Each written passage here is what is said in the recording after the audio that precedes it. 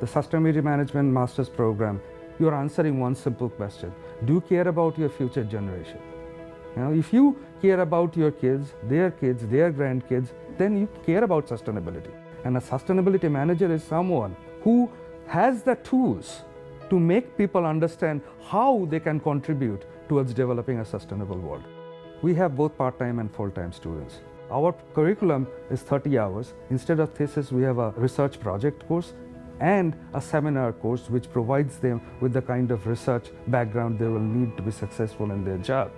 But at the same time, sustainability is not always everything about environment. It also relates to the business. They will take a sustainable business strategies course. They will take a project management course. Most of these courses are going to be taught by industry people, the people who are doing sustainability on a daily basis as a part of their job.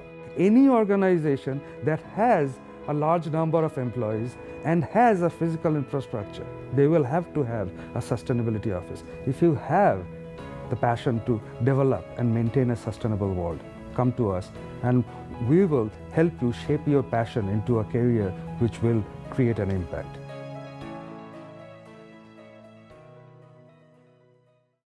The Stevens Institute of Technology is proud to present the Hugo New and Geocentric Consultants Hugo New Corporation Sustainability Seminar Series, co-sponsored by Brown and Caldwell, H2M Architect and Engineers, BEM Systems, Catalyst Group, and WSP. Thank you for that warm introduction, and I just put a note in the chat box that if anyone is interested in that book that you talked about and they reach out to me by email, I'm happy to send that out on a complimentary basis. There's no need to have a student add just a little bit more cost to their education experience. I am absolutely delighted to be here to share my thoughts and insights and experiences with multiple career pivots, multiple companies within those, my career coaching approach, and consulting in the sustainability field. So if you have questions, please feel free to put them in the chat box. I will leave plenty of time at the end to engage with as many questions as we have time for. All right. So today we're here to talk about positioning your sustainability career. And I know that the majority of people on this call are actually enrolled in the master's program at Stevens Institute of Technology for a master's degree in sustainability. I also know that I made a number of people in my professional network aware of this program today. So I'm actually speaking to two audiences, those who are emerging, and there may be some people on this call, on this Zoom call today, who actually have a significant amount of experience but are trying to break into the sustainability career. And my remarks are addressed to both of you. So let me talk a little bit about the roadmap for this evening. So we're going to talk knowing a little bit about who's here, learning about my journey, storytelling, inspiring examples, the 3 Ps for your career, and your questions answered. So I actually wanted to thank Professor Schaefer for not only inviting me, but asking me to put up the sponsorship slide, because it gave me a chance to learn more about companies whose work I was familiar with, but I didn't know the names of the companies behind them. Being a lifelong New Yorker, the cleanup after 9/11 was obviously, a tremendous undertaking, and I didn't realize, I knew that there was one company that was picking up all the steel from the buildings that had crashed down on that fateful day, and I did not know it was the Hugo New Corporation. So that's one thing that I learned about today. I just want to ask people if you wouldn't mind typing into the chat box. I have a couple of questions just so I can get to know the audience a little bit better. How many of you are here today because you're seeking a role that is more meaningful, a sustainability role that's more meaningful? If you could just type yes in the chat box so I could see.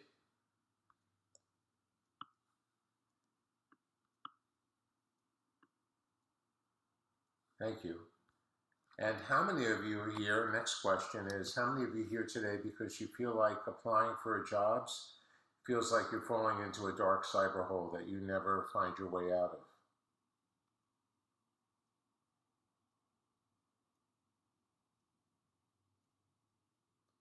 especially like the person who added 2 S's to yes. And just 2 more of these. How many people are on this call are new to sustainability? And I would say if you've been in a graduate program for a year or 2, you're not exactly new, but your career is in the new phase.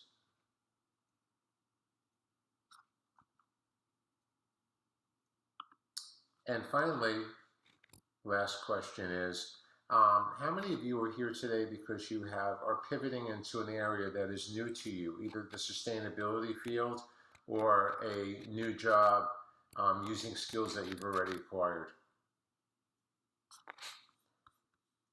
Okay, thank you everybody for responding. I really, really appreciate that. It gives me a sense.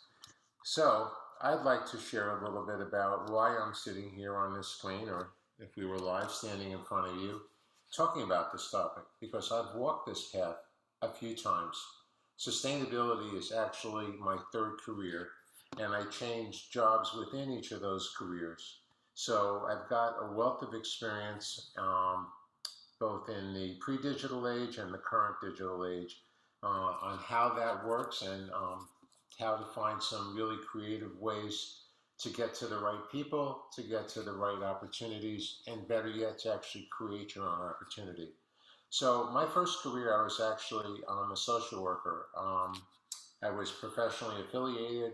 This is in the pre-internet age, actually pre-cell phone age, where I chose to actually become a leader of the local chapter of the National Association of Social Workers while I was a student, and finding 50 people to sign a nominating petition who were dues-paying members in the pre-internet age was an interesting challenge.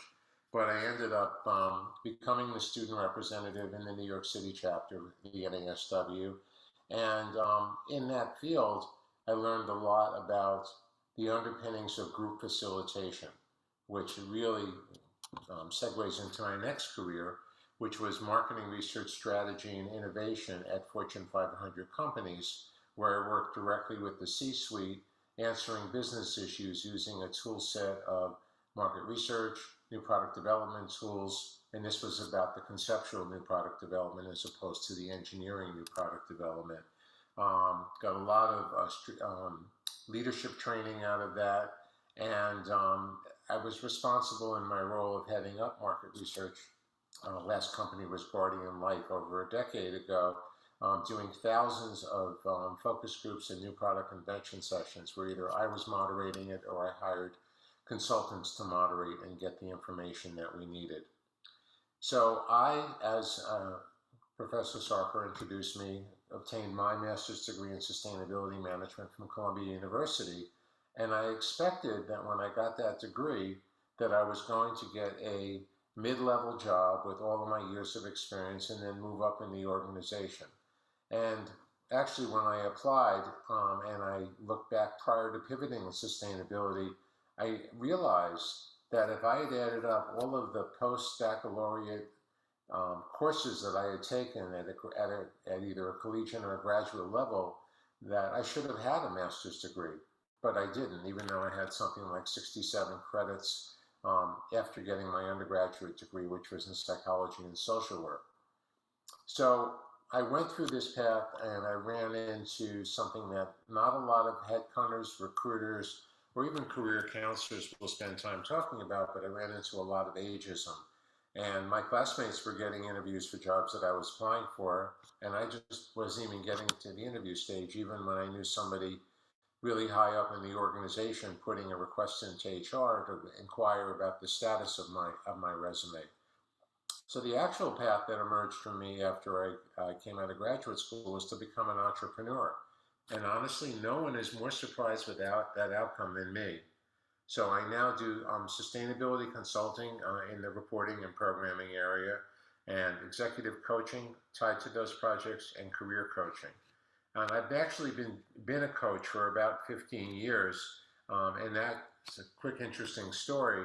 I was being groomed by my boss at my last job to get promoted to be an officer at the company. Less than 5% of the employee base were officers of the company. I wanted to be more involved in the decision making, and she hired an executive coach for me. And at the end of 6 months of being coached, one of the pieces of advice he said is, "You'd make a great coach. Have you ever thought about becoming a coach?" And that's when I went out while I was working full time and got trained for coaching, which was a pretty nice evolution for me from a psychology and social work background. When I completed my master's in sustainability management, it gave me the language that I needed to navigate the sustainability landscape. And now that I've been navigating it for more than a decade, I've learned that there are all sorts of enhancement tools that one can get if you're pivoting into the career without a degree-specific background, or if you are getting a degree and you find yourself in interviewing for jobs or internships that actually have nothing to do with the training that you have, how to go about becoming fluent in the language for that particular industry vertical. So my next question for you is, and I'm not asking for a response in the chat box, is, are you a good storyteller? You know, you've heard news in recent months that we're in a race between the avoidable and unavoidable effects of climate change. And quite frankly, we're behind right now. I believe that environmental professionals have known about this, the current state of affairs that we're in with all this wacky weather and resource depletion, things that we can see and experience on our own since the early 1970s.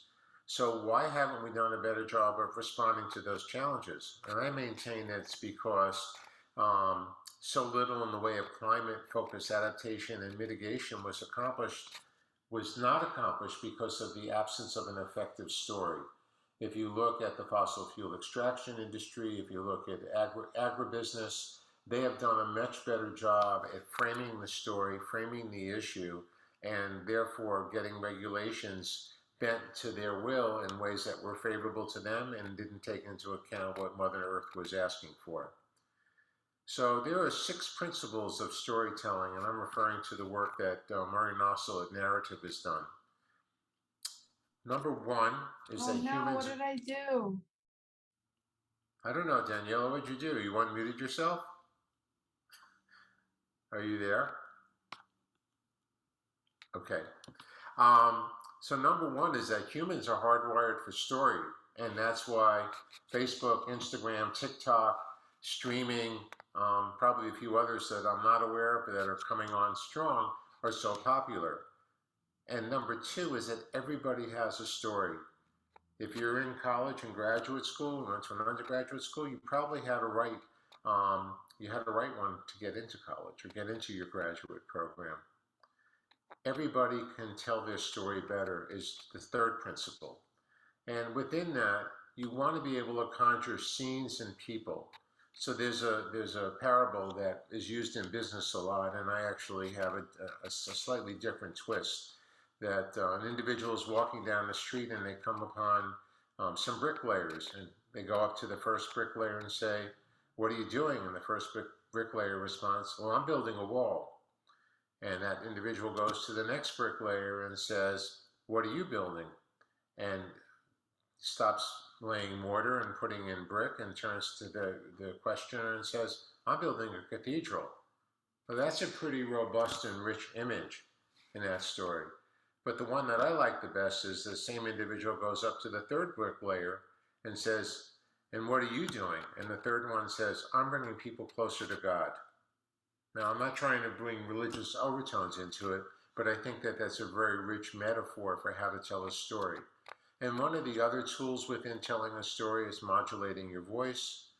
Another tool within that toolkit is physical motion, whether you're on screen making a point or whether you're in person, either sitting with your hands like this or sitting still and making your best effort at making eye contact with the camera, versus trying to do something with eyes rolling around.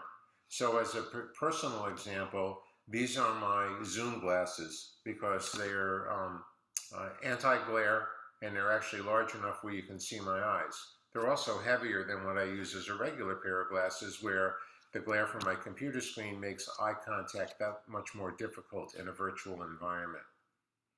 The 4th principle of storytelling from Murray Nossel at Narrative is that everyone's story will evolve over time, and yours will too. The story that you tell today about why you're pursuing sustainability, why this degree matters to you so much, what challenges you're looking to solve. It'll be different today. It'll be different a year from now than today, and it'll be different 5 years from now versus a year from now. And storytelling is a way to access creativity. It's not only connective, but it's also a way to access your creativity. And is really a reciprocal relationship between listening and telling a story. And we're going to get to that a little bit further on in my presentation and my remarks today. So let me talk to you a little bit about some of the people that I've worked with in coaching in either pivoting their career or changing their jobs. I worked with someone who's an energy program manager in our northern state called Canada, who took a passion for decarbonizing and commercial and industrial buildings in an entirely new direction. Or someone who was a purchasing manager that worked for a very large entertainment and sports venue in the New York area, so that narrows it down to about 7 or 8 or 9 places. Went out and got a master's in sustainability management, had no interest from her employers at the time in applying that to any area of purchasing whatsoever, even though they had budgets in the millions of dollars. And ultimately ended up in an entirely different organization. I'll talk about that further on. I had a client that I work with who's an inorganic chemist and is highlighting how the now focus of industrial chemistry is creating unnecessary environmental damage. So what we're doing today to solve problems today is not being thought through in terms of the value chain and sustainability. I work with someone who works for an Italian equipment manufacturer here in the United States as a project manager and is looking into expanding their current role into bringing sustainability into design for the environment. And actually, when we're working, this is a woman who is culturally from Mexico, has an engineering degree at the master's level, and didn't think at all about talking about how her STEM training really helped her stand out from the crowd and trying to engage these conversations with her company. Another client is a casualty loss prevention manager and has skills in analytics, management, risk assessment, and communication skills, and knows are really leading for a path for her to have a future sustainability role for a desired relocation that she wants to do.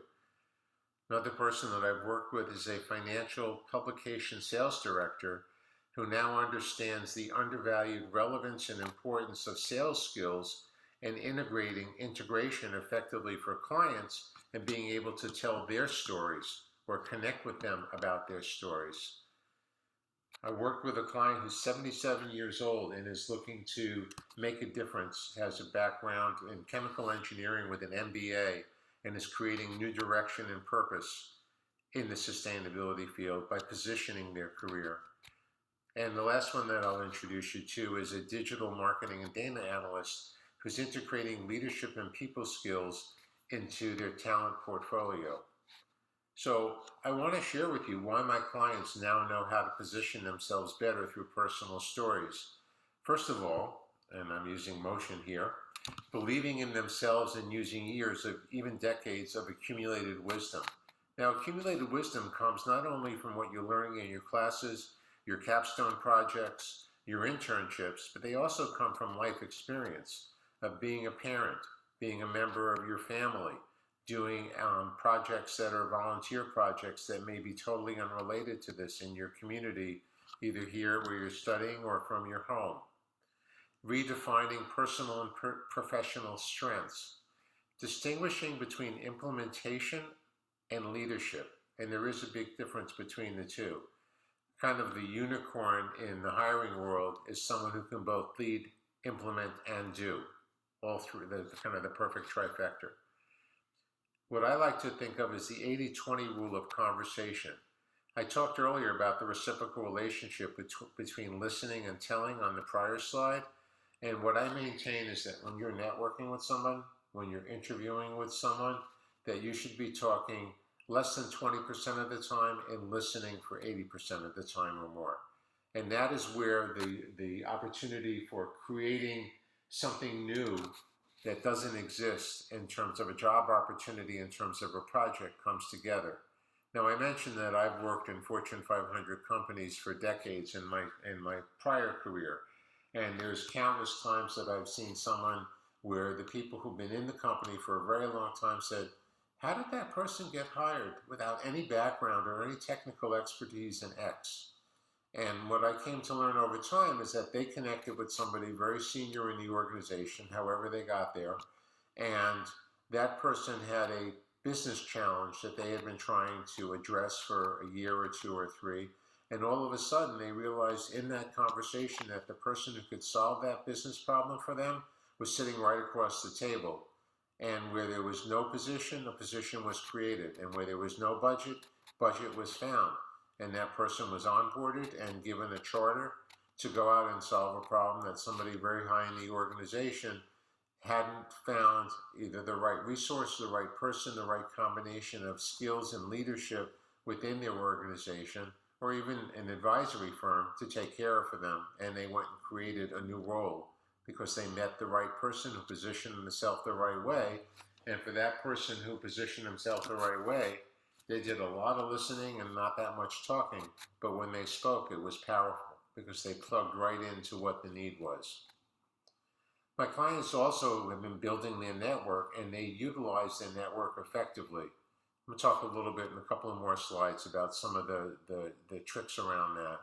And they also developed a roadmap based on a clear destination. So many of those that I just highlighted participated in the Sustainability Career Workshop that I offer. And it right now is being offered for experienced professionals.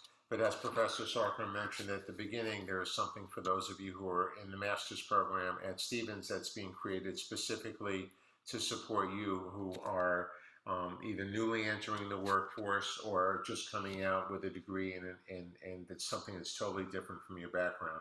And I will be curating the best practices from my Sustainability Career Workshop for people who are pivoting their career with 10, 15, 20 years of experience. Some of those best practices we'll be sharing with you in this program. So no one said that this journey is easy. And what's really interesting is that each personal journey is unique. How you came to Stevens Institute is unique. How you came to this webinar this evening is unique. I want to reassure you that you can achieve your goals and that it will be worth your effort. So I talked about, the title of this is Position Your Sustainability Career. And then for those of you who are taking notes, the next slide is really the heart and the soul of positioning your sustainability career. So the 3 P's for your career are positioning, passion, and having a plan.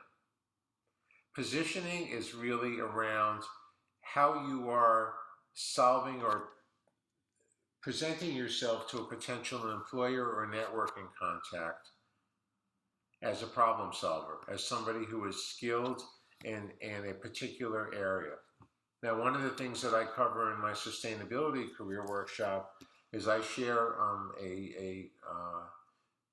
something that I sometimes used instead of a resume that's fallen out of favor, but it was called a biographical narrative statement, and it was sort of a one-page story. And I share the one that I used when I was moving around in my last careers. It was about a page long, 500 words, and I asked people after I shared it with them to pick out, well, what's the one thing that Mark can do? And people are just puzzled as didn't know what to pick on. And I can look at it with hindsight and said I was trying to put everything and the kitchen sink into what I stood for, hoping that there would be something that would interest a potential employer or potential networking contact. And what I've come to learn and the wisdom that I impart is that in each and every conversation you're having, for each positioning where you're having conversations, you really want to be absolutely clear about what you stand for and what skill sets and what problem-solving capabilities you're bringing to the table around a particular issue. So, as you mentioned, I have a background in psychology and social work. As you mentioned, I do coaching. As you mentioned, I do consulting. As you mentioned, in my prior career, I did new product development. I did innovation. In fact, if you look at my logo in the lower right-hand corner, Lavafish Advisors, that actually came out of an innovation project that I did with my business partner and my wife, who, by the way, was my client in my last job for 2 years before any romantic sparks flew. There's another story. And we actually did a cover the walls with brainstorming ideas and words, and then we put some combinations together. And ultimately, we came upon lavafish because the idea of a fish being able to swim through lava was counterintuitive and innovative, and that's something that we thought would speak well when we were offering innovation services together. And then, of course, I had to go look it up and found out that it's a mythical creature in the gaming culture, which I knew nothing about. But that's how we came to Lavafish Advisors, and that's how I positioned my consultancy as being innovative and coming up with the unexpected. The coaching actually comes from the fact that I've been doing mentoring informally before I got trained as a coach, and then coaching and group coaching for quite a few years. And I think you can tell that my passion for all the work that I do, because the earth is really presenting us with untold opportunities for Code Red to solve the environmental issues of the day before they become unsolvable. They still are solvable. And that's why I'm passionate about helping people get ahead in this work or bring skills into this work, because I think this is an all hands on deck exercise. And having a plan is really, really important. And by a plan, it's not so much by the time I'm this age, I'm going to be doing X. By the time I'm this age plus 5, I'm going to be doing Y. And by the time I'm this age plus 15, I'm going to be doing Z. And by the way, those are standard interviewing questions that you can expect when you get into an interview process. Where do you see yourself 5 years from now? Where do you see yourself 10 years from now? So it's actually good to be thinking about answers to those questions, but having a plan about where you are now, what you want to do, and where you want to be there, and what the critical pieces are, will help you fill in your to-do list to do that. And when you put the 3 P's together, your positioning, your passion, your plan, you end up with opportunities. So one of my clients who I mentioned earlier, who's the organic chemist, actually created a position internally at his company and did such a good job creating it that his boss took the position for himself and said, well, you don't need to work on this anymore. You can just go back to doing your regular job, even though they had put discretionary effort into it. I work with a client who has moved from setting energy efficiency targets for commercial property management companies to decarbonizing commercial industrial buildings through financial incentives. So he's actually working with a very large energy provider, where before he was just helping people reduce their GHG footprint. Another client who I mentioned before, the one who worked for a large sports and entertainment venue, went to the Culinary Institute of America, where she has, in addition to being the assistant food and beverage purchasing manager, is also teaching sustainability to the next generation of chefs, as well as sitting on the campus sustainability committee. So she was able to take significant experience in one area and parlay that and pivot that into something that's a lot more. So how do you define your unique? We talked about positioning your sustainability career. You've heard a few examples this afternoon. When I worked in my last field, where I was a subject matter expert in market research, strategy, and innovation, I would oftentimes get a client that would call up and say, I need some research. And I had to explain the difference between qualitative and quantitative research, which were actually terms that the profession borrowed from the field of chemistry. So with a nod to chemists, since I mentioned 1 or 2 of them in previous comments, in qualitative, a chemist is looking at all the elements, substances, and compound that make up something, whether it's this little remote control for the light and fan that's above me, whether it's for a drinking cup, whether it's for meatless meat, and quantitative in the field of chemistry of how much of each are there. So when you're positioning yourself, it's really all of your qualitative that defines your uniqueness. Think about people who come through this program before, who have engineering degrees. There's a lot of people who have degrees and credentials with the skill sets that you're acquiring. But when you're positioning yourself and you're looking at defining uniqueness, you want to talk about your projects, your work and your volunteer projects. Have you had an opportunity to speak, even if it's within student organizations? So I mentioned that when I was out in the job market after getting my degree, I ran into a bunch of ageism, but I actually positioned myself and raised my hand to be in student government. And I took a role that nobody was really particularly fond of, the VP of Finance, and I brought all of the other skills that I had developed over the years to the group of volunteer student leaders, and we had a really kick-ass year in terms of the programming we put together. What's your social media activity focused on? Is it focused on what you're passionate about and where you're looking to go career-wise, or is it just being used to talk about the latest hot topics, trends, gaming, TikTok videos, whatever? And I don't know if I'm using the right language here, so forgive me on that, but at least I know about TikTok. Also, are you using any assessment tools through your Career Guidance Center to see what areas that you stand out from in the crowd? Where have you volunteered in your communities in the past? What kinds of community activism have you been involved with on any topic in the sustainability umbrella?